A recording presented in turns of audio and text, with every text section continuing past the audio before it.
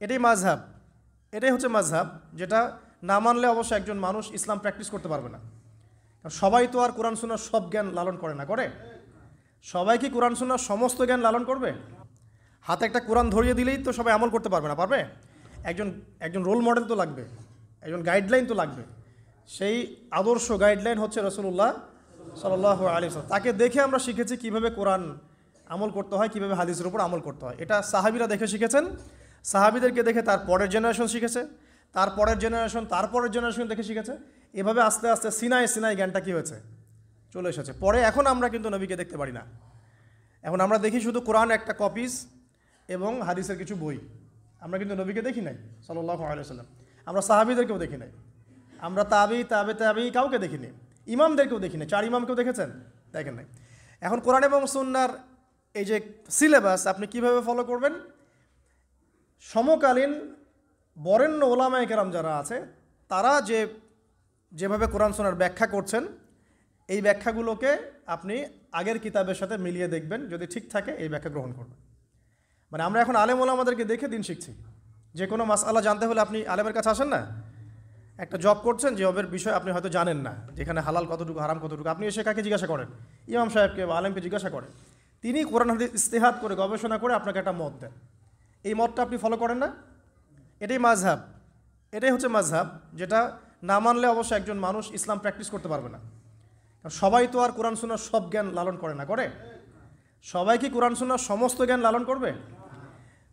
কোরআন এবং হাদিস ফলো করতে হবে। তো কোরআনের সব আয়াত কি আমি জানি? সব আয়াতের ব্যাখ্যা আমি জানি? হাদিসের সব হাদিস কি আমার মুখস্থ আছে বা ব্যাখ্যা আমি জানি? জানি না। যেহেতু আমি কোরআন এবং হাদিসের সব কিছু জানি না, আংশিক জানি, তাই আমার জ্ঞানটা আংশিক হবে। এখন আমার সামনে একটা মাসআলা পড়ে গেল, যে মাসআলা সম্পর্কে আমার জ্ঞান নাই, তখন আপনি কি করবেন? নিশ্চয়ই কোনো আলেমকে জিজ্ঞাসা করবেন, কোনো বড় পীর সাহেবকে জিজ্ঞাসা করবেন, বা যিনি বরেণ্য স্কলার তাকে জিজ্ঞাসা করবেন। তিনি আপনাকে কোরআন সুন্নাহ গবেষণা করে একটা ইস্তেহাদ বা ফতোয়া দিবেন। এই যে আপনি তার মতটা নিলেন, এটাই মাযহাব। এটা খারাপ কিছু না, এটা পথ, মানে তার মতটা নেয়া। এটা না নিলে সাধারণ মুসলিমরা তো আর দিন পালন করতে পারবে না। সবাই তো আর বড় আলেম না, সবাইকে আলেম। যিনি বরেণ্য আলেম, যিনি কোরআন হাদিস সব পড়ে ফেলছে, তার ব্যাপার ডিফারেন্ট। সে নিজেই মুস্তাহিদ, তার তো আর মাযহাব মারার প্রয়োজন হচ্ছে না। সে তো নিজেই মুস্তাহিদ, সে তো নিজেই গবেষণা করে একটা রায় বের করতে পারে, তার তো আর মাযহাব মারার প্রয়োজন হচ্ছে না। তারপরেও এখন এই যুগে এই সৎসাহস কয়জনের আছে যে বলতে পারে কোরআন সুন্নাহর সব জ্ঞান আমি জানি? বলতে পারবে? এই কারণেই বরেণ্য ওলামায়ে কেরামরাও পর্যন্ত তাদের পূর্ববর্তীদের মাযহাবটাকে কী করেন? ফলো করেন। যেটা ফলো না করলে আপনি কিন্তু ইসলামটা পরিপূর্ণরূপে বুঝতে পারবেন না, সমস্যা হয়ে যাবে। আংশিক জ্ঞান নিয়ে যদি আপনি কোরআন সুন্নাহ গবেষণা করে মাসআলা বের করতে চান, সমস্যা হয়ে যাবে, আপনি বিভ্রান্ত হয়ে যেতে পারেন, যেহেতু সব জ্ঞান আপনার নাই। যেমন কিছু মানুষ বিভ্রান্ত হয়ে গেছে, কোরআন সুন্নাহ গবেষণা করে বলছে যে হাদিস আর মানার দরকার নেই, কোরআন মানলেই হবে। হ্যাঁ, এরকম অনেক মানুষ বের হয়েছে এখন। অনেক মানুষ দেখলাম সেদিন বলছে যে কোরআন সুন্নাহ গবেষণা করে দেখেছে যে নবী সাল্লাল্লাহু আলাইহি ওয়াসাল্লাম শেষ নবী নন, আরও নবী নাকি আসতে পারে, নাউজুবিল্লাহ। তো কোরআন সুন্নাহ গবেষণা করে সে তার ওই ভাঙাচুরা বুদ্ধিতে বুঝেছে যে লা ইলাহা ইল্লাল্লাহ কালিমা একবার মুখে পড়লেই হবে, আমলের কোনো দরকার নেই। আবার এক শ্রেণী বের হচ্ছে, ওরা বলছে যে কবিরা গুনাহ যদি করে কেউ, কবিরা গুনাহ যদি কেউ করে ফেলে, সে কাফের হয়ে যাবে, তাকে হত্যা করা যাবে, নাউজুবিল্লাহ। এরকম মানুষ যে বিভ্রান্ত হচ্ছে কেন? বিকজ নিজে নিজে অধিক পাণ্ডিত্য প্রদর্শন করতে গিয়ে অন্যের মত, বড় বড় স্কলারদের আলেমদের মতকে প্রত্যাখ্যান করে নিজে যখন সব কিছু বুঝি এমন দাবি করছে, তখন বিভ্রান্ত হয়ে যাচ্ছে। এই কারণেই পূর্ববর্তী রিনাউন্ড ওলামায়ে কেরাম যারা আছেন, ইমাম ফকিহ মুস্তাহিদ যারা আছেন, তাদের রায়গুলো এত ইম্পর্টেন্ট। এই কারণে তারা গবেষণা করে উম্মাকে 100 বছর এগিয়ে দিয়েছেন। এখন কি আমি আবার 100 বছর পিছন থেকে শুরু করব? বুঝাচ্ছি দাঁড়ান। মেডিকেল সায়েন্স আছে না, মেডিকেল সায়েন্স, মেডিকেল সায়েন্সের যে বইগুলো পড়ে মানুষ ডক্টর হয়, সেই বইগুলো ওই সেকশনের বিজ্ঞ পণ্ডিতরা লিখেছেন না? এখন কেউ যদি ডক্টর হতে চেয়ে বলে যে আমি এই বইগুলো পড়বো না, আমি আবার নতুন করে বই লিখে বই হয়ে পড়ে ডক্টর হবে? যদি করতেও পারে, তাও তো আর সে 100 বছর পিছায় গেল। বুঝাতে পারছি না মনে হয়। কেউ ইঞ্জিনিয়ার হতে চায়, ইঞ্জিনিয়ারিং পড়তে গেলে তাকে অনেক বই পড়তে হয় না, প্রামাণ্য কিছু বই পড়তে হয়। সেই বইগুলো কে লিখেছে? বড় বড় ইঞ্জিনিয়াররাই লিখেছে এই সূত্রগুলো, তাই না? এই বইগুলো পড়ে তারা ইঞ্জিনিয়ার হচ্ছে। এখন একজন চিন্তা করলো যে আমি ইঞ্জিনিয়ার হব, ইঞ্জিনিয়ারিংয়ের যত বই আছে নিজে আমি গবেষণা করে আবার নতুন বই লিখে ওই বইগুলো পড়ে আমি কী হব? ইঞ্জিনিয়ার হব। এ যদি ইঞ্জিনিয়ার হয়ও তাহলেও কিন্তু 100 বছর পিছিয়ে গেল। বিজ্ঞানী হবে, যে বিজ্ঞানের অনেক সূত্র আছে না, ফিজিক্সের, কেমিস্ট্রি, বায়োলজির অনেক সূত্র আছে না, এই সূত্রগুলো গবেষণা করে করে মানুষ বড় বড় বিজ্ঞানী হচ্ছে না। এখন কেউ যদি চিন্তা করে না আমি নতুন করে সব তত্ত্বগুলো আবার আবিষ্কার করব, করে প্রামাণ্য বই লিখব, সেই বই পড়ে নিয়ে আমি আবার বিজ্ঞানী হব, কত বড় বোকা, চিন্তা করেছেন? তো এখন বিষয়টা হচ্ছে যারা 100 বছর এগিয়ে দিয়েছেন উম্মাকে, নতুন করে আবার 100 বছর পিছন থেকে শুরু করার কোনো মানে নাই। হ্যাঁ, এখন কি করতে হবে? যদি এমন নতুন নতুন কিছু মাসআলা বের হয় যেগুলো কোরআন সুন্নাহর সাথে সরাসরি পাওয়া যাচ্ছে না, তখন আপনি কি করবেন? আলেম ওলামাদের ইস্তেহাদের আশ্রয় নেবেন। দেখবেন, আপনি যাচাই করে দেখবেন যে এই মাসআলাটা কোন কোন আলেম কিভাবে রায় দিচ্ছেন। তারপর আপনার বিবেক আছে, আপনার বুদ্ধি আছে, আপনাকে আল্লাহ পাক ইলম দিয়েছেন, কোরআন সুন্নাহ গবেষণা করে আপনি একটা ফতোয়ায় আসতে পারবেন ইনশাআল্লাহ তাআলা। আল্লাহ পাক তৌফিক দান করুন। আল্লাহ রাব্বুল আলামিন আমাদেরকে পৃথিবীতে পাঠিয়েছেন শুধুমাত্র আল্লাহ পাকের ইবাদত করার জন্যই। এই উদ্দেশ্যে আল্লাহ সুবহানাহু ওয়া তাআলা আদম আলাইহিস সালামকে সৃষ্টি করেছিলেন এবং তাকে আল্লাহ পাক পৃথিবীতে তার খলিফা বানিয়েছেন। আল্লাহর খলিফাকে, যে আল্লাহ পাকের বিধান অনুযায়ী দুনিয়ার জীবন পরিচালিত করে এবং মানুষের মাঝখানে বিচার ফয়সালা করে, সে হচ্ছে আল্লাহ পাকের খলিফা।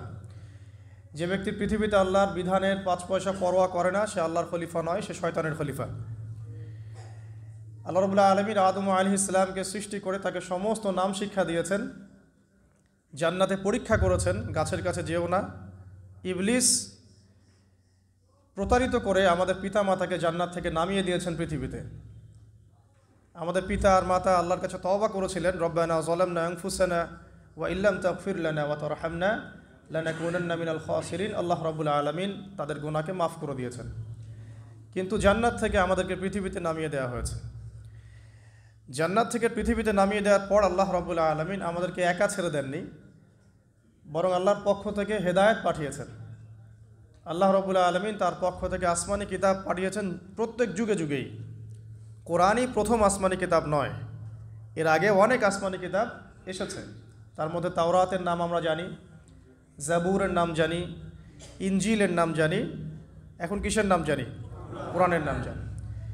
এছাড়াও ইব্রাহিম আলাইহিস সালামের কাছে সহিফা নাজিল হয়েছিল, আর অন্যান্য অনেক নবীর কাছে আল্লাহর পক্ষ থেকে সহিফা এসেছে। সহিফা কি? সহিফা আল্লাহর পক্ষ থেকে নির্দিষ্ট কিতাব। তো যারা তাওরাত, জাবুর, ইনজিলের অনুসরণ করত সেই যুগে, তারা কিন্তু সত্যের উপরই ছিল, কারণ তাওরাত, জাবুর, ইনজিল আল্লাহর পক্ষ থেকেই নাজিল হয়েছে। আল্লাহ রাব্বুল আলামিন আমাদেরকে পৃথিবীতে একা একা ছেড়ে দেননি, পৃথিবীতে পাঠিয়ে দিয়ে আল্লাহ পাক আমাদেরকে আসমানি কিতাব দিয়েছেন। কি দিয়েছেন? প্রত্যেক যুগে যুগে আসমানি কিতাব এসেছে, তাওরাত, জাবুর, ইনজিল, কোরআন এসেছে। আগেকার আসমানি কিতাবগুলো কি এখন চলবে না চলবে না? আগেকার আসমানি কিতাবগুলো কি এখন চলবে না চলবে না? যখন থেকে নবী মুহাম্মদ সাল্লাল্লাহু আলাইহি ওয়াসাল্লাম নবী হয়েছেন এবং তার উপরে কোরআন নাজিল হয়েছে, এখান থেকে নিয়ে কিয়ামত পর্যন্ত অন্য কোনো আসমানি কিতাব কেউ মানলে কি চলবে না চলবে না? এ বিষয়ে নবী সাল্লাল্লাহু আলাইহি ওয়াসাল্লামের একটা হাদিস বলি, তারপর সামনে যাই। একদিন নবী সাল্লাল্লাহু আলাইহি ওয়াসাল্লামের সামনে ওমর রাদিয়াল্লাহু আনহু বসে আছেন। কে বসে আছেন? ওমর রাদিয়াল্লাহু আনহু নাম তো জানেন, ইসলামের দ্বিতীয় খলিফা। তো তিনি ইহুদিদের কাছ থেকে ছোট্ট একটা তাওরাতের একটা পৃষ্ঠা তিনি পেয়েছিলেন, এমনি পড়ার জন্যে, জাস্ট দেখার জন্য তিনি বের করে একটু পড়ছেন। তিনি কি তাওরাতের প্রতি ঈমানদার, মানে তাওরাতকে কোরআনের উপর অগ্রাধিকার দেওয়ার মানুষ? না, তিনি জাস্ট এমনি কৌতূহলবশত দেখছেন। দেখে নবীজিকে বলছেন যে তাওরাতে কিছু সুন্দর কথা আছে ইয়া রাসূলুল্লাহ। এই কথা বা এই স্টেটমেন্ট শোনার সাথে সাথে নবী সাল্লাল্লাহু আলাইহি ওয়াসাল্লামের চোখ মুখ রাগে লাল হয়ে গেল। হাদিসটা মিশকাতে আছে।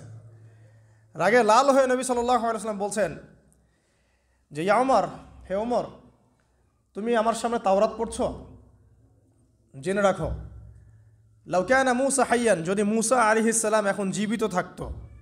তাওরাত কার উপর নাজিল হয়েছে? মূসা। তাওরাত পড়ছো আমার সামনে, তাওরাত যার উপর নাজিল হয়েছে সেই মূসা আলাইহিস সালাম যদি জীবিত থাকতো এখন, ফাত্তাবাতুমুহু, আর তোমরা আমাকে বাদ দিয়ে তার অনুসরণ করতে, ওয়া তারাকতুমুনি, আমাকে ছেড়ে দিতে, লা দালালতুম আন সাওয়াইস সাবিল, তাহলে তোমরা অবশ্যই পথভ্রষ্ট হয়ে যেতে। তাওরাত পড়ছো, এখন যদি মূসা আলাইহিস সালামও জীবিত থাকতো আর তোমরা আমাকে বাদ দিয়ে নবী মূসার অনুসরণ করা শুরু করতে, তোমরা অবশ্যই জাহান্নামী হয়ে যেতে। লাউ কানা মূসা হাইয়ান, যদি মূসাও জীবিত থাকতো এখন, আবার যদি জীবিত করা হয় আলাইহিস সালাম, লাত্তাবা'নি, অবশ্যই তাকে আমার অনুসরণ করতে হবে। কথা কি বুঝতে পারছেন? এই কারণে শেষ জামানা যখন ঈসা ইবনে মারিয়াম আসবেন, তিনি নতুন কোনো শরীয়ত নিয়ে আসবেন না। কি নিয়ে আসবেন? তিনি মুহাম্মদ সাল্লাল্লাহু আলাইহি ওয়াসাল্লামের অনুকরণ রূপেই পৃথিবীতে আসবেন ইনশাআল্লাহ। তো আল্লাহ পাক আমাদেরকে দিয়েছেন আল কোরআন, এবং কোরআন এর ব্যাখ্যা হচ্ছে হাদিস। নবী সাল্লাল্লাহু আলাইহি ওয়াসাল্লাম বিদায় হজের ভাষণে বলেছেন, এই হাদিসটা খুব ভালো করে মনে রাখবেন। তিনি বলেছেন যে তারাক্তু ফিকুম আমরাইন, আমি তোমাদের মাঝে মাত্র দুটা বস্তু ছেড়ে যাচ্ছি। কয়টা বস্তু? দুটা বস্তু। লান তাদিল্লু মা তামাসসাকতুম বিহিমা, তোমরা কোশ্চিনকালেও পথভ্রষ্ট হবে না যতদিন পর্যন্ত এই দুটাকে আঁকড়ে ধরে থাকবে। ঠিক আছে? তোমরা কোশ্চিনকালেও পথভ্রষ্ট হবে না যতদিন পর্যন্ত এই দুটাকে তোমরা শক্ত করে আঁকড়ে ধরে থাকবে। অন্য হাদিসে আছে দাঁতের মাড়ি দিয়ে কামড়ে থাকবে। আপনি সামনের দাঁত দিয়ে কিছু কামড়াতে গেলে কিন্তু টান দিলে ছিঁড়ে যাবে না? দাঁতের মাড়ি দিয়ে যদি শক্ত করে ধরেন, এত সহজে কিন্তু টান দিলে ছিঁড়বে না। এই জন্য নবীজি বলছেন সাল্লাল্লাহু আলাইহি ওয়াসাল্লাম, দাঁতের মাড়ি দিয়ে কামড়ে ধরে থাকবে কোরআন এবং সুন্নাহকে। সেই দুটো বস্তু কি? নবী সাল্লাল্লাহু আলাইহি ওয়াসাল্লাম বলছেন, একটা হচ্ছে কিতাব আল্লাহ পাকের কিতাব, মানে কি? আল কোরআন। ওয়া সুন্নতি নবীহি, মানে নবীর সুন্নাত, অর্থাৎ হাদিসগুলো। কোরআন এবং সুন্নাহ মিলে ইসলাম। এই ইসলামটাই হচ্ছে আল্লাহ রাব্বুল আলামিনের মনোনীত সর্বশেষ দিন, সর্বশেষ টেস্টিমেন্ট। মানে আদম আলাইহিস সালামও তো মুসলিম ছিলেন, নূহ আলাইহিস সালামও মুসলিম ছিলেন, ঈসা আলাইহিস সালাম, মূসা আলাইহিস সালাম, ইব্রাহিম আলাইহিস সালাম, এই যে লক্ষ লক্ষ নবী রাসূল, তারা মুসলিম ছিলেন না? সবাই মুসলিম ছিলেন, কিন্তু সর্বশেষ যে বিধিবিধানগুলো আল্লাহর পক্ষ থেকে এসেছে সেটা কি? কোরআন এবং সুন্নাহ এবং ইসলামের এই নতুন রূপটা, সর্বস্বীকৃত সর্বনতুন যে রূপটা, এটা কিয়ামত পর্যন্ত থাকবে ইনশাআল্লাহ। তো ইসলাম চিরপ্রাচীন এবং চির নতুন, চির আধুনিক। আমরা কি বোঝাতে পারছি? এখন এই ইসলামটা কি পরিবর্তনযোগ্য? উত্তর না। আল্লাহ পাক সূরা মাইদার 3 নম্বর আয়াতে বলছেন, আল ইয়াউমা আকমালতু লাকুম দীনাকুম ওয়া আতমামতু আলাইকুম নি'মাতি ওয়া রাদিতু লাকুমুল ইসলাম দীনান। আল্লাহ পাক বলছেন, আজকে আমি তোমাদের উপরে দিন ইসলামকে পরিপূর্ণ করে দিলাম। পরিপূর্ণ করে দেওয়ার অর্থ হচ্ছে এখানে সংযোজন বিয়োজনের কোনো সুযোগ নাই। কেউ যদি বলে 5 ওয়াক্ত নামাজের জায়গায় 6 ওয়াক্ত বানাই দিব আমরা, ঠিক আছে? সুযোগ আছে? সুযোগ নাই। জাকাতের বিধানটা খুব কঠিন মনে হয়, জাকাতের নিসাবটা একটু কমাই দিব, পারবে? ইসলামের চুল পরিমাণ কিছু ঢোকানোর, বের করার কোনো সুযোগ নাই। কেন নাই? কারণ আল্লাহ পাক এই দিনটাকে পরিপূর্ণ করে দিয়েছেন। আল ইয়াউমা আকমালতু লাকুম দীনাকুম, দিনটাকে কামেল করেছে। কামেল মানে, কামেল পাস মানে কি? সার্টিফিকেট পাইছে পরিপূর্ণ, তাই না? আচ্ছা, যদিও বা আমাদের অনেক কামেল পাস আছেন, দুঃখের সাথে বলতে হয় অনেক সময় অ্যারাবিক গ্রামারের বেসিক জিনিসও জানেন না। হ্যাঁ, সার্টিফিকেট সব কিছু না, জ্ঞান সব কিছু। এবং এই জ্ঞান শুধুমাত্র বই পড়ে অর্জিত হবে এমনও নয়। জ্ঞান আসে কার পক্ষ থেকে? আল্লাহর পক্ষ থেকে। এটা মনে রাখবেন, জ্ঞান আল্লাহর পক্ষ থেকে আসে। হ্যাঁ, জ্ঞান কখন আসবে? যখন আপনি পরিশ্রম করবেন, আপনার পরিশ্রম আল্লাহ পাক দেখবেন, আপনি ধারাবাহিকভাবে লেগে থাকবেন, আল্লাহর কাছে বেশি বেশি দোয়া করবেন, পাপ ছেড়ে দিবেন, গোনা ছেড়ে দিবেন, গোনামুক্ত অন্তর নিয়ে আল্লাহর কাছে কান্নাকাটি করবেন, আল্লাহ পাক ইনশাআল্লাহ ইলম দান করবে ইনশাআল্লাহ। ইমাম শাফি রাহিমাহুল্লাহ বলতেন যে আমি অনেক পড়ি কিন্তু ভুলে যাই। তার ওস্তাদ তাকে বললেন যে তুমি পাপ করা ছেড়ে দাও, যদি গুনাহ করতে থাকো তাহলে তোমার অন্তরে আল্লাহর নূর নাজিল হবে না। ঠিক আছে? তো গুনাহ মুক্ত অন্তর নিয়ে ইলম চর্চা করতে হয়। আল্লাহ পাক তৌফিক দান করুন, আমিন।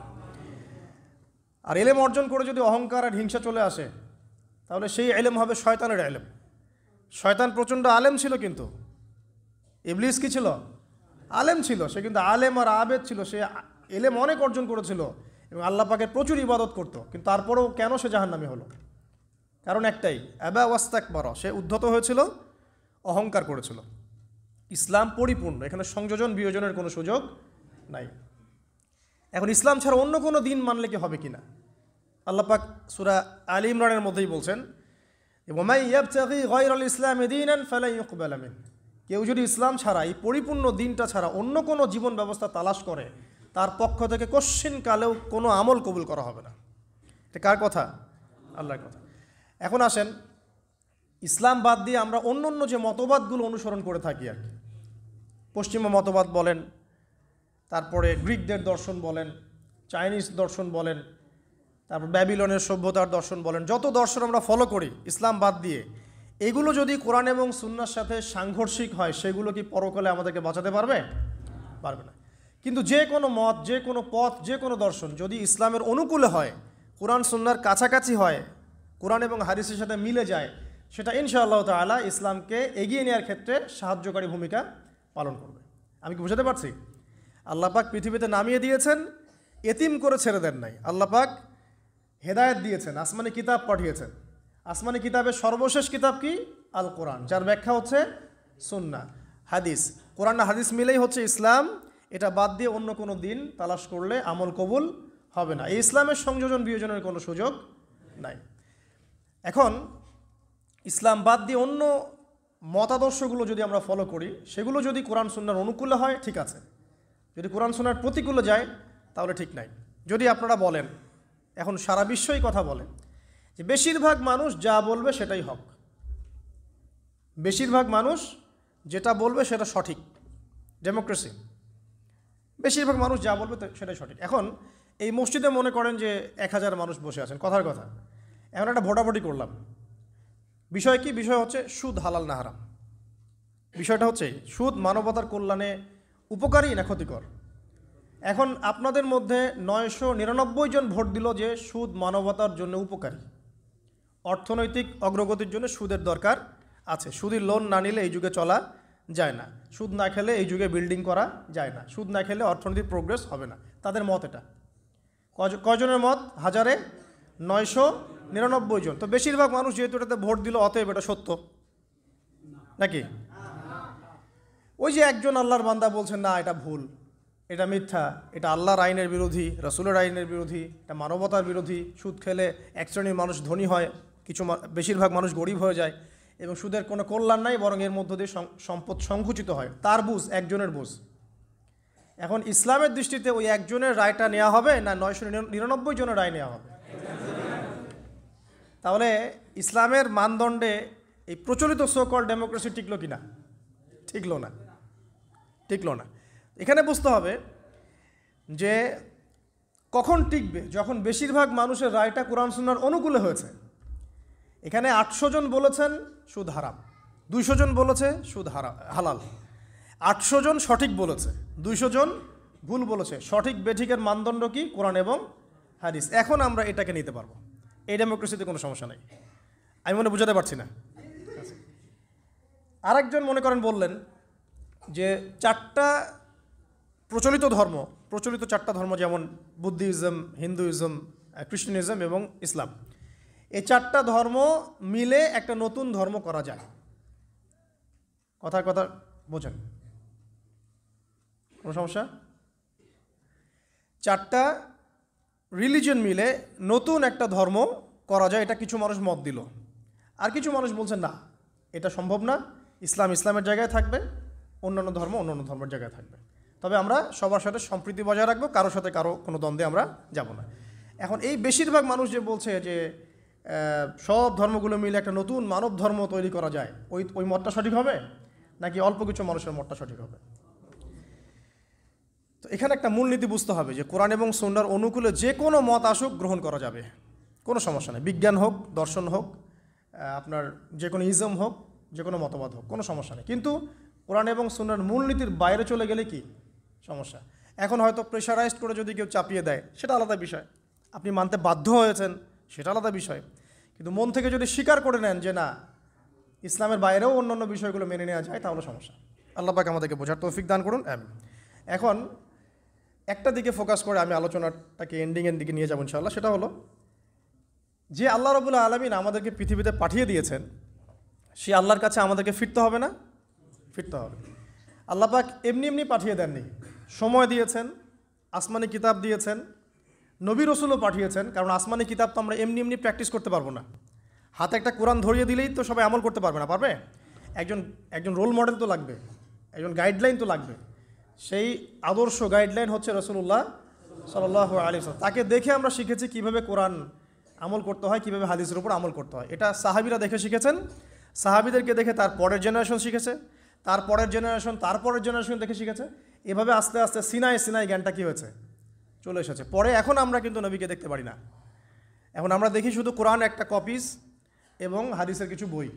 আমরা কিন্তু নবীকে দেখি নাই সাল্লাল্লাহু আলাইহি ওয়াসাল্লাম, আমরা সাহাবীদেরকেও দেখি নাই, আমরা তাবি কাউকে দেখিনি, ইমামদেরকেও দেখি নাই। 4 ইমামকেও দেখেছেন? দেখেন নাই। এখন কোরআন এবং সুন্নাহর এই যে সিলেবাস আপনি কিভাবে ফলো করবেন? সমকালীন বরেণ্য ওলামায়ে কেরাম যারা আছে তারা যেভাবে কোরআন সুন্নাহর ব্যাখ্যা করছেন, এই ব্যাখ্যাগুলোকে আপনি আগের কিতাবের সাথে মিলিয়ে দেখবেন, যদি ঠিক থাকে এই ব্যাখ্যা গ্রহণ করবেন। মানে আমরা এখন আলেম ওলামাদেরকে দেখে দিন শিখছি। যে কোনো মাসআলা জানতে হলে আপনি আলেমের কাছে আসেন না? একটা জব করছেন, জবের বিষয় আপনি হয়তো জানেন না, যেখানে হালাল কতটুকু হারাম কতটুকু, আপনি এসে কাকে জিজ্ঞাসা করেন? ইমাম সাহেবকে বা আলেমকে জিজ্ঞাসা করেন। তিনি কোরআন হাদিস ইস্তেহাদ করে গবেষণা করে আপনাকে একটা মত দেন। এই মতটা আপনি ফলো করেন না? এটাই মাযহাব, এটাই হচ্ছে মাযহাব, যেটা না মানলে অবশ্য একজন মানুষ ইসলাম প্র্যাকটিস করতে পারবে না। কারণ সবাই তো আর কোরআন সুন্নাহর সব জ্ঞান লালন করে না, করে? সবাই কি কোরআন সুন্নাহর সমস্ত জ্ঞান লালন করবে? কোরআন এবং হাদিস ফলো করতে হবে। তো কোরআনের সব আয়াত কি আমি জানি? সব আয়াতের ব্যাখ্যা আমি জানি? হাদিসের সব হাদিস কি আমার মুখস্থ আছে বা ব্যাখ্যা আমি জানি না। যেহেতু আমি কোরআন এবং হাদিসের সব কিছু জানি না, আংশিক জানি, তাই আমার জ্ঞানটা আংশিক হবে। এখন আমার সামনে একটা মাসআলা পড়ে গেল, যে মাসআলা সম্পর্কে আমার জ্ঞান নাই, তখন আপনি কি করবেন? নিশ্চয়ই কোনো আলেমকে জিজ্ঞাসা করবেন, কোনো বড় পীর সাহেবকে জিজ্ঞাসা করবেন, বা যিনি বরেণ্য স্কলার তাকে জিজ্ঞাসা করবেন। তিনি আপনাকে কোরআন সুন্নাহ গবেষণা করে একটা ইস্তেহাদ বা ফতোয়া দিবেন। এই যে আপনি তার মতটা নিলেন, এটাই মাযহাব। এটা খারাপ কিছু না, এটা পথ, মানে তার মতটা নেয়া। এটা না নিলে সাধারণ মুসলিমরা তো আর দিন পালন করতে পারবে না। সবাই তো আর বড় আলেম না, সবাইকে আলেম। যিনি বরেণ্য আলেম, যিনি কোরআন হাদিস সব পড়ে ফেলছে, তার ব্যাপার ডিফারেন্ট। সে নিজেই মুস্তাহিদ, তার তো আর মাযহাব মারার প্রয়োজন হচ্ছে না। সে তো নিজেই মুস্তাহিদ, সে তো নিজেই গবেষণা করে একটা রায় বের করতে পারে, তার তো আর মাযহাব মারার প্রয়োজন হচ্ছে না। তারপরেও এখন এই যুগে এই সৎসাহস কয়জনের আছে যে বলতে পারে কোরআন সুন্নাহর সব জ্ঞান আমি জানি? বলতে পারবে? এই কারণেই বরেণ্য ওলামায়ে কেরামরাও পর্যন্ত তাদের পূর্ববর্তীদের মাযহাবটাকে কি করেন? ফলো করেন। যেটা ফলো না করলে আপনি কিন্তু ইসলামটা পরিপূর্ণরূপে বুঝতে পারবেন না, সমস্যা হয়ে যাবে। আংশিক জ্ঞান নিয়ে যদি আপনি কোরআন সুন্নাহ গবেষণা করে মাসআলা বের করতে চান, সমস্যা হয়ে যাবে, আপনি বিভ্রান্ত হয়ে যেতে পারেন, যেহেতু সব জ্ঞান আপনার নাই। যেমন কিছু মানুষ বিভ্রান্ত হয়ে গেছে, কোরআন সুন্নাহ গবেষণা করে বলছে যে হাদিস আর মানার দরকার নেই, কোরআন মানলেই হবে। হ্যাঁ, এরকম অনেক মানুষ বের হয়েছে এখন। অনেক মানুষ দেখলাম সেদিন বলছে যে কোরআন সুন্নাহ গবেষণা করে দেখেছে যে নবী সাল্লাল্লাহু আলাইহি ওয়াসাল্লাম শেষ নবী নন, আরও নবী নাকি আসতে পারে, নাউজুবিল্লাহ। তো কোরআন সুন্নাহ গবেষণা করে সে তার ওই ভাঙাচুরা বুদ্ধিতে বুঝেছে যে লা ইলাহা ইল্লাল্লাহ কালিমা একবার মুখে পড়লেই হবে, আমলের কোনো দরকার নাই। আবার এক শ্রেণী বের হচ্ছে, ওরা বলছে যে কবিরা গুনাহ যদি করে কেউ, কবিরা গুনাহ যদি কেউ করে ফেলে, সে কাফের হয়ে যাবে, তাকে হত্যা করা যাবে, নাউজুবিল্লাহ। এরকম মানুষ যে বিভ্রান্ত হচ্ছে কেন? বিকজ নিজে নিজে অধিক পাণ্ডিত্যে প্রদর্শন করতে গিয়ে অন্যের মত, বড় বড় স্কলারদের আলেমদের মতকে প্রত্যাখ্যান করে নিজে যখন সব কিছু বুঝি এমন দাবি করছে, তখন বিভ্রান্ত হয়ে যাচ্ছে। এই কারণেই পূর্ববর্তী রিনাউন্ড ওলামায়ে কেরাম যারা আছেন, ইমাম ফকিহ মুস্তাহিদ যারা আছেন, তাদের রায়গুলো এত ইম্পর্টেন্ট। এই কারণে তারা গবেষণা করে উম্মাকে 100 বছর এগিয়ে দিয়েছেন। এখন কি আমি আবার 100 বছর পিছন থেকে শুরু করব? বুঝাচ্ছি দাঁড়ান। মেডিকেল সায়েন্স আছে না, মেডিকেল সায়েন্স, মেডিকেল সায়েন্সের যে বইগুলো পড়ে মানুষ ডক্টর হয়, সেই বইগুলো ওই সেকশনের বিজ্ঞ পণ্ডিতরা লিখেছেন না?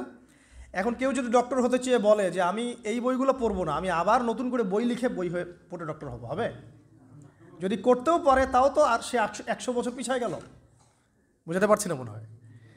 কেউ ইঞ্জিনিয়ার হতে চায়, ইঞ্জিনিয়ারিং পড়তে গেলে তাকে অনেক বই পড়তে হয় না, প্রামাণ্য কিছু বই পড়তে হয়। সেই বইগুলো কে লিখেছে? বড় বড় ইঞ্জিনিয়াররাই লিখেছে এই সূত্রগুলো, তাই না? এই বইগুলো পড়ে তারা ইঞ্জিনিয়ার হচ্ছে। এখন একজন চিন্তা করলো যে আমি ইঞ্জিনিয়ার হব, ইঞ্জিনিয়ারিংয়ের যত বই আছে নিজে আমি গবেষণা করে আবার নতুন বই লিখে ওই বইগুলো পড়ে আমি কি হব? ইঞ্জিনিয়ার হব। এই যদি ইঞ্জিনিয়ার হয়ও, তাহলেও কিন্তু 100 বছর পিছিয়ে গেল। বিজ্ঞানী হবে, যে বিজ্ঞানের অনেক সূত্র আছে না, ফিজিক্সের, কেমিস্ট্রি, বায়োলজির অনেক সূত্র আছে না, এই সূত্রগুলো গবেষণা করে করে মানুষ বড় বড় বিজ্ঞানী হচ্ছে না। এখন কেউ যদি চিন্তা করে না আমি নতুন করে সব তত্ত্বগুলো আবার আবিষ্কার করব, করে প্রামাণ্য বই লিখব, সেই বই পড়ে নিয়ে আমি আবার বিজ্ঞানী হব, কত বড় বোকা, চিন্তা করেছেন? তো এখন বিষয়টা হচ্ছে, যারা 100 বছর এগিয়ে দিয়েছেন উম্মাকে, নতুন করে আবার 100 বছর পিছন থেকে শুরু করার কোনো মানে নাই। হ্যাঁ, এখন কি করতে হবে?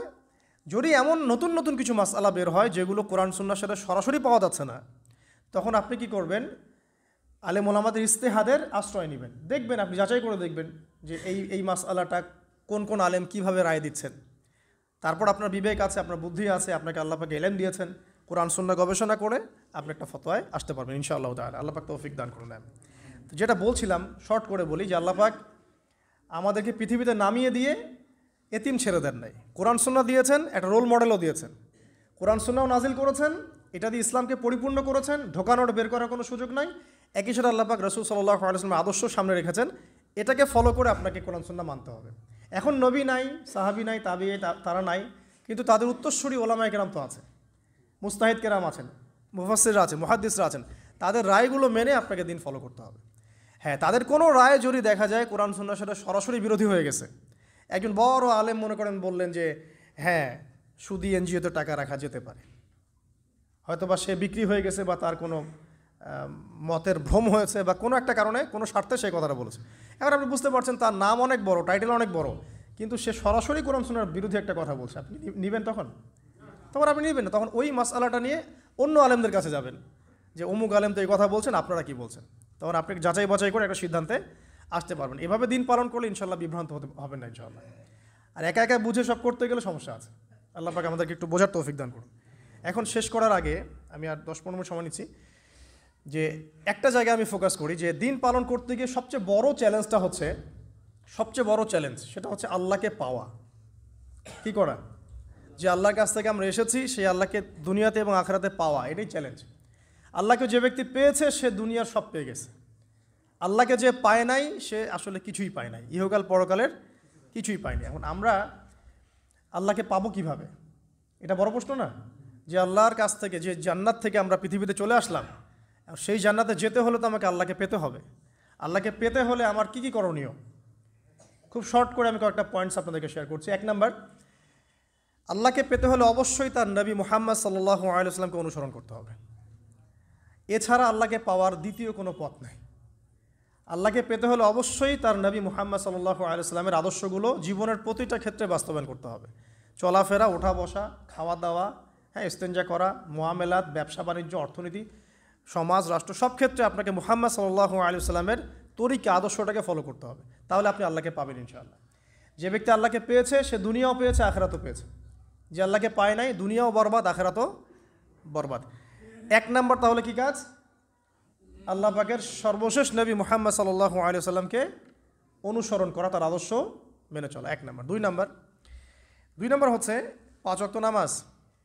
আল্লাহকে পেতে হলে নামাজ লাগবে, নামাজ নাই আল্লাহ নাই।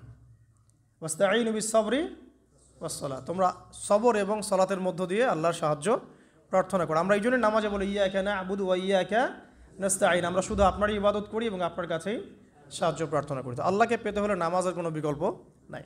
যে ব্যক্তি নামাজ পড়ে না আল্লাহর সাথে তার কোনো সম্পর্ক নেই, নো কানেকশন। আপনি যে কোনো কিছু চাচ্ছেন সেজদায় পড়ে আল্লাহর সামনে আত্মসমর্পণ করেই চাইতে হবে। ওয়াসজুদ ওয়াক্তারিব, আল্লাহ পাক কি বলেছেন? সেজদা করো, নিকটবর্তী হও। তো ব্যাখ্যা অনেক করা যায়, নামাজ না পড়লে কিন্তু মানুষ কুফরিতে লিপ্ত হয়।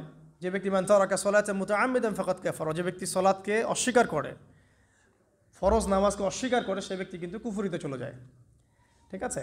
তারপরে বাইনা রজুলি ওয়া বাইনা শিরকি ওয়াল কুফরি তারকুস সালাহ, একজন মুমিন বান্দা এবং অমুসলিমদের মধ্যে পার্থক্যই নামাজ। নামাজের বিষয়ে অনেক কথা আমি আগেও বলেছি, আপনারা শুনেছেন, অন্য আলেমদের কাছেও শুনেছেন। এক বাক্যে নামাজ না পড়লে ইসলামের রশিটা কেটে যাবে। মুআয বিন জাবালকে নবী সাল্লাল্লাহু আলাইহি ওয়াসাল্লাম বলেছেন যে যদি মান তারাকা সালাতান মুতাআম্মিদান, কেউ যদি সালাতকে ইচ্ছা করে ছেড়ে দেয়, ফাকাদ বারিআত মিন জিম্মাতিল্লাহ, সে ব্যক্তি আল্লাহর জিম্মেদারি থেকে মুক্ত হয়ে যাবে। তার উপর আল্লাহর কোনো জিম্মাদারি নাই, আল্লাহর নিরাপত্তা, জিম্মাদারি থেকে সে মুক্ত। তো 5 ওয়াক্ত নামাজ আল্লাহ পাক আমাদের সবাইকে জামাতের সাথে পড়ার তৌফিক দান করুন। এর পাশাপাশি নফল নামাজ বাড়িয়ে দেওয়ার তৌফিক দান করুন, এবং স্পেশালি তাহাজ্জুদের নামাজ যদি পারেন 2 রাকাত হলেও নিয়মিত তাহাজ্জুদের নামাজ পড়ার তৌফিক আল্লাহ পাক আমাদেরকে দান করুন। আর নামাজের বাহ্যিকতা নিয়ে এত বেশি ঝগড়ায় যাবেন না। এখন আমরা যত ঝগড়া নামাজের বাহ্যিকতা নিয়ে, হাত বাঁধা, রফুল ইয়াদাইন, আমিন আর পায়ে পা, এগুলো নিয়ে ঝগড়ার শেষ আছে? নাই। ইসলামের বিরোধী শক্তিরা হাত ভেঙে ফেলার পায়তারা করে ফেলেছে অলরেডি। হাতই না থাকলে আপনি বাঁধবেন কোথায়? মনে করেন আপনার হাতই নাই, বাঁধবেন কি উপরে না নিচে? তো এই হাত তো ভেঙে ফেলার পায়তারা করা হয়েছে। এখন আপনি পড়ে আছেন বাঁধার কোন জায়গায় বাঁধবেন সেটা নিয়ে, অথচ পুরো বৈশ্বিক চক্রান্ত মুসলিমদের বিরুদ্ধে, হাতটাই ভেঙে ফেলে দিবে। তুই বাঁধবি কোথায় হাত? তারপর দেখবো।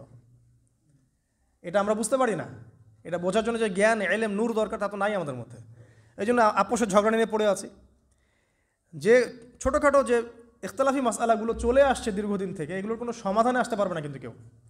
পক্ষে বিপক্ষে কথা চলতেই থাকবে কিয়ামত পর্যন্ত, ওইগুলো নিয়ে আমরা ব্যস্ত আছি। তো আমি রিকোয়েস্ট করব নামাজের আধ্যাত্মিকত্বের দিকে ফোকাস করেন। নামাজের আধ্যাত্মিকত্ব কি? আপনি আল্লাহর সামনে দাঁড়িয়েছেন, দুনিয়ার সাথে এখন আপনার কোনো সম্পর্ক নাই, আপনি এবং আল্লাহ, মাঝখানে কিছু নাই।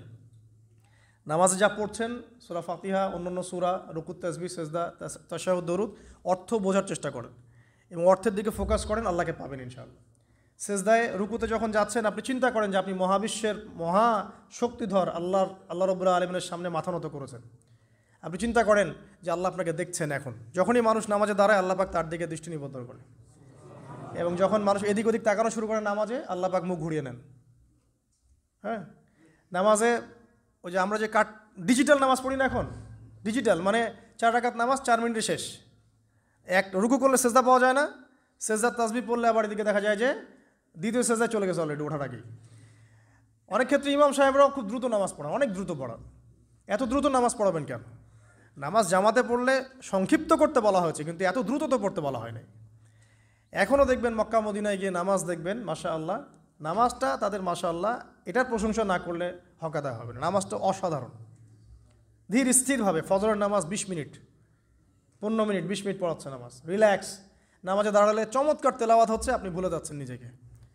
তেলাওয়াত হবে চমৎকার, এবং সবচেয়ে ভালো যিনি তেলাওয়াত করতে পারেন তাকে নামাজে দিতে হবে। রিল্যাক্সে নামাজ পড়বে। ক্ষেত্র বিশেষে আপনি শর্ট করতে পারেন, কিন্তু সবসময় কেন আমরা 4 রাকাত নামাজ 3 মিনিটে শেষ করে দেব?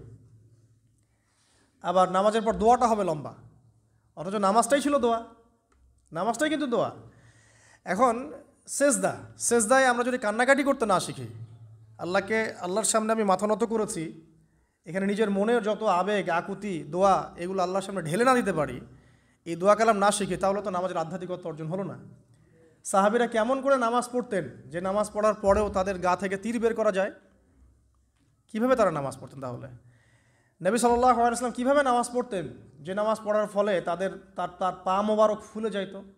1 রাকাতে তিনি 4 পারা কোরআন তেলাওয়াত করতে পারলেন কিভাবে? তো তাদের নামাজ আর আমাদের নামাজ, আল্লাহ রাব্বুল আলামিন তার রাসূলের মাধ্যমে একটা হাদিসে জানিয়েছেন যে এমনও অনেক নামাজি আছেন, আউযুবিল্লাহ, আল্লাহ পাক আমাদেরকে তাদের অন্তর্ভুক্ত না করুন, যে নামাজ পড়ার পরে আল্লাহ রাব্বুল আলামিন এই নামাজটাকে ওই নামাজের মুখের উপর নিক্ষেপ করে দেয়, তোমার নামাজের আমার কোনো দরকার নেই। আল্লাহ পাক আমাদেরকে হেফাজত করুন। ধীর স্থিরভাবে পড়েন, রিল্যাক্সে, তাড়াহুড়োর কিচ্ছু নাই। ওমা খালাকতুল জিন্না ওয়াল ইনসা ইল্লা লিয়াবুদুন, শুধুমাত্র আল্লাহর ইবাদত করার জন্যই তো পৃথিবীতে এসেছি। হোক না দোকানটা 5টা মিনিট পরে খুললে কি হবে? হ্যাঁ, জমিতে যান, জমিতে আধা ঘন্টা পরে গেলে কি হবে? যে আল্লাহ পাক আপনাকে বাঁচিয়ে রাখতে পারেন, সে আল্লাহ পাক আল্লাহর পথে সময় দিলে আপনাকে অফুরন্ত রিজিকও তো দিতে পারেন না? আপনি আল্লাহর হয়ে যান, বাকি সব আল্লাহ আপনার দায়িত্ব নিয়ে নেবেন ইনশাআল্লাহ। আপনি নিজে আল্লাহর হয়ে যান, আপনার সব কিছু দায়িত্ব কে নিয়ে নেবে? আল্লাহ নিয়ে নেবে। তো আল্লাহ পাক আমাদেরকে ধীর স্থিরভাবে আধ্যাত্মিকত্ব অর্জন করে নামাজ পড়ার তৌফিক দান করুন, আমিন। তো দেখুন, আল্লাহকে পাওয়ার সবচেয়ে সেরা মাধ্যম কি? নামাজ। তার আগে বলেছি নবী সাল্লাল্লাহু আলাইহি ওয়াসাল্লামের অনুসরণ। আল্লাহকে পাওয়ার তৃতীয় একটা মাধ্যম বলে দিই আমি, সওম বা রোজা রাখা। অল্প সময় গুটিয়ে নিচ্ছি, সওম বা রোজা রাখা। রোজা কেন আল্লাহকে পাওয়ার মাধ্যম জানেন? কারণ রোজা রাখা অবস্থায় আমরা কিন্তু গোপনে পানাহার করি না, করি?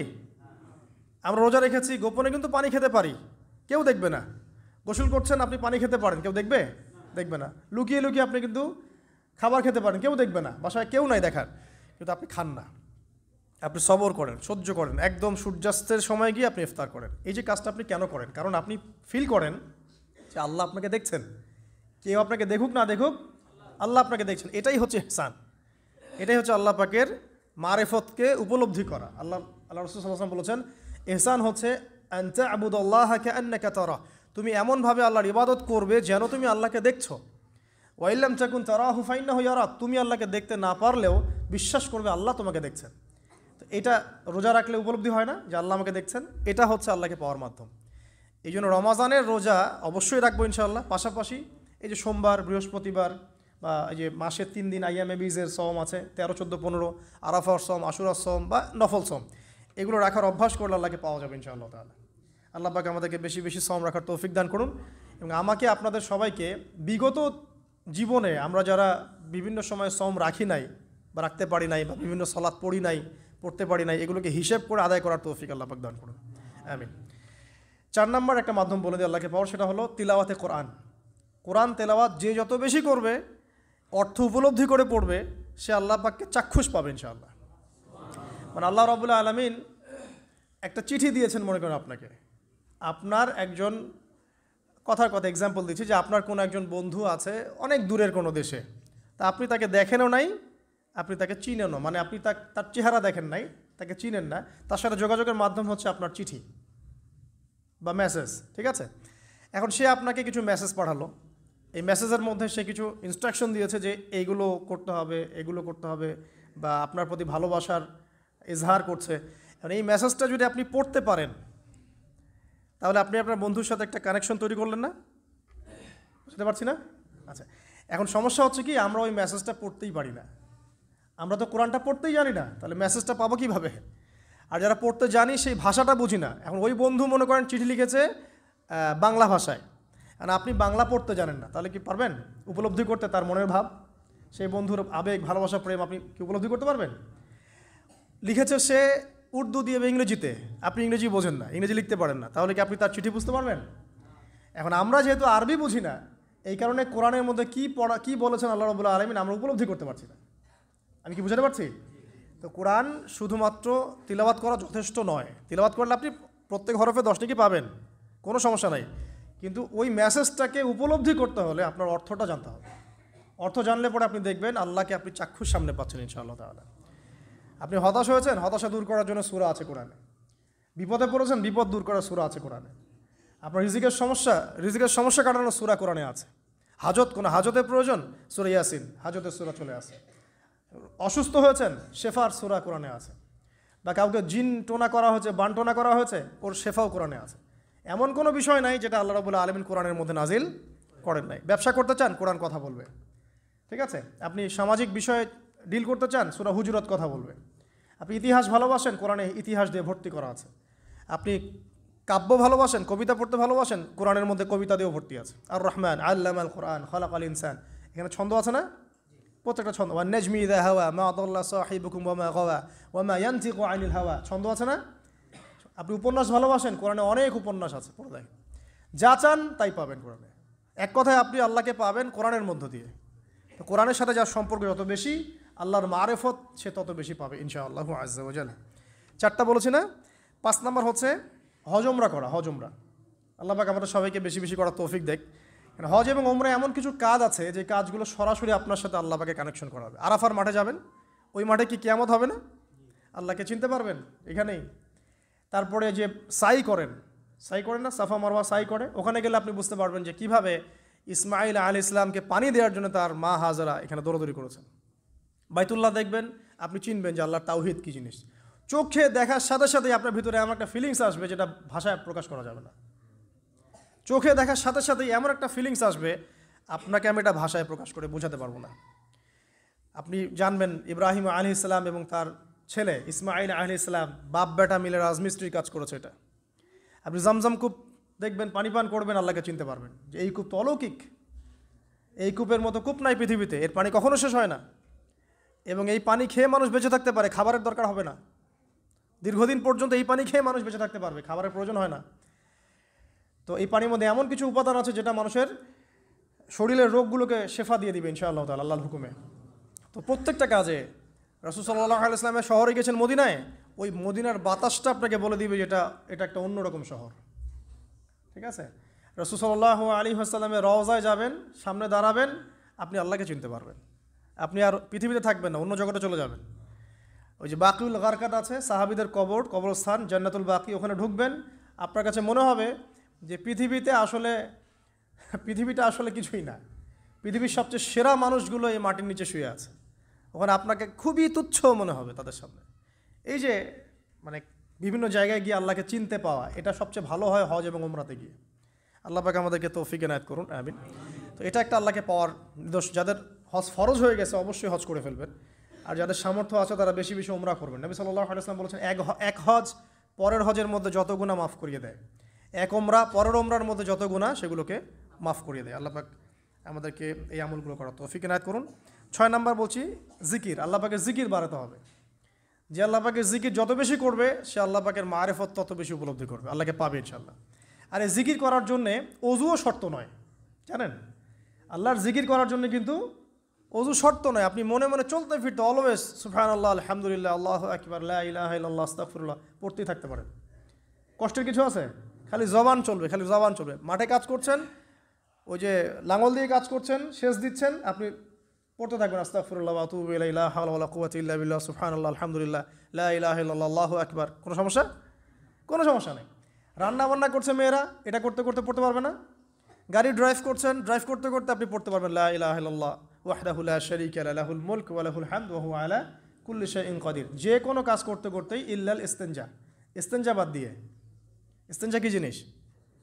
প্রসাব পায়খানা। এই সময় এগুলো মুখ দিয়ে বলবেন না, দরকার নাই। আপনি এখানে এরপরে যে সময়গুলো আছে এগুলোতে আপনি জিকির বাড়াবেন।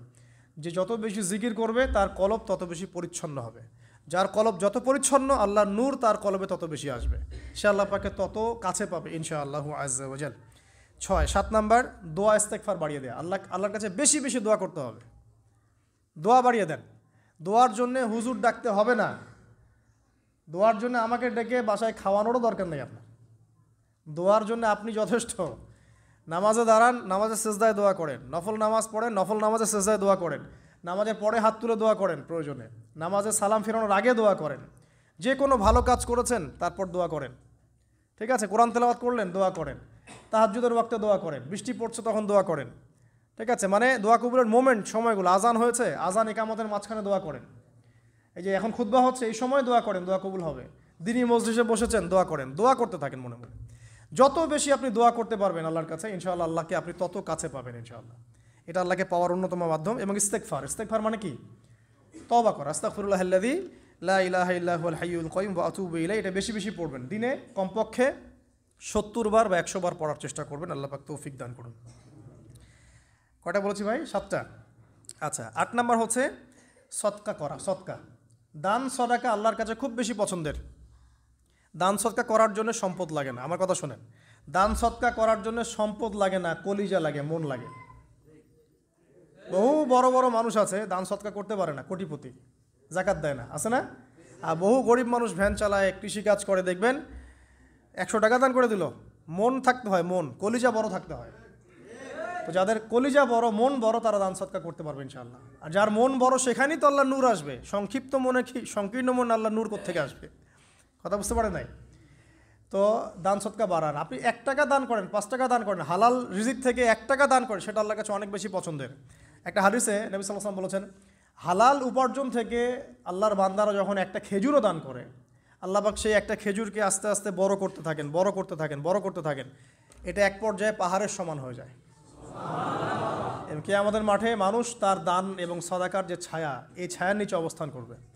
আপনার বিপদ হয়েছে, দান সদকা করেন, বিপদ দূর হয়ে যাবে ইনশাআল্লাহ। জটিল কোনো রোগ হয়েছে, কোনো ডাক্তার ট্রিটমেন্ট করতে পারছে না, সদকা করেন, রোগ ভালো হয়ে যেতে পারে ইনশাআল্লাহ। সদকার ব্যাপক ফজিলত আছে। সদাকা, দান সদাকা, দোয়া, এগুলো তাকদিরের যে বিপদ আপদগুলো আছে না, ঝুলে আছে, আমাদের তাকদিরে বিপদ আছে না অনেক, এগুলোকেও সরিয়ে দিতে পারে আলহামদুলিল্লাহ। এই শক্তি আছে দোয়া এবং দান সদকার মধ্যে। আল্লাহ পাক আমাদেরকে বেশি বেশি সদাকা করার তৌফিক দান করুন, আমিন। আর সদাকা নফল না করতে পারলেও কমপক্ষে ফরজ জাকাতটুকু দিবেন, ফরজ জাকাতটুকু দিবেন। কারণ জাকাত, সদকা এবং ব্যবসা এগুলো হচ্ছে ইসলামিক অর্থনীতির মূল ভিত্তি, এর সাথে কৃষিকাজ। আর দুটো বলে শেষ করে দেই। 9 নম্বর হচ্ছে আমর বিল মারুফ এবং নাহি আনিল মুনকারের কাজ করা, মানে সৎ কাজের আদেশ করা, মানুষকে অসৎ কাজে নিষেধ করা। এই কাজটা যে যত বেশি করবে সে তত বড় ব্যবসায়ী। কারণ কি, আপনার দাওয়াতে, আপনার লেকচার শুনে, আপনার বই পড়ে, আপনার নসিহত শুনে যদি একটা মানুষও দিনের পথে ফিরে আসে, ওই একটা মানুষের সারা জীবনের যে নেক কাজ, এই সমস্ত নেক কাজের একটা অংশ আপনি পাবেন ইনশাআল্লাহ। আবার আপনি কাউকে অন্যায় থেকে বারণ করেছেন, আপনার দাওয়াত শুনে কেউ সিগারেট ছেড়ে দিয়েছে, মাদক ছেড়ে দিয়েছে, জেনা ছেড়ে দিয়েছে, পর্ন ছেড়ে দিয়েছে, বা হারাম সুদ ছেড়ে দিয়েছে, ওই মানুষটা এখন সারা জীবন যত ভালো কাজ করবে, এই পুরো ভালো কাজের একটা অংশ আপনি পাবেন ইনশাআল্লাহ। এর চেয়ে বড় কিন্তু কোনো ব্যবসা নাই। এই কাজটা করলে আল্লাহ পাকের রহমত নেমে আসে, আর এই কাজটা ছেড়ে দিলে আল্লাহ পাকের গজব নেমে আসবে। যখন মানুষ ন্যায়ের আদেশ এবং অন্যায় নিষেধ ছেড়ে দিবে, আল্লাহর গজব নেমে আসবে। আর মানুষ যত বেশি সৎ কাজে আদেশ করবে, অসৎ কাজে নিষেধ করবে, আল্লাহর রহমত তত কাছে আসবে ইনশাআল্লাহ।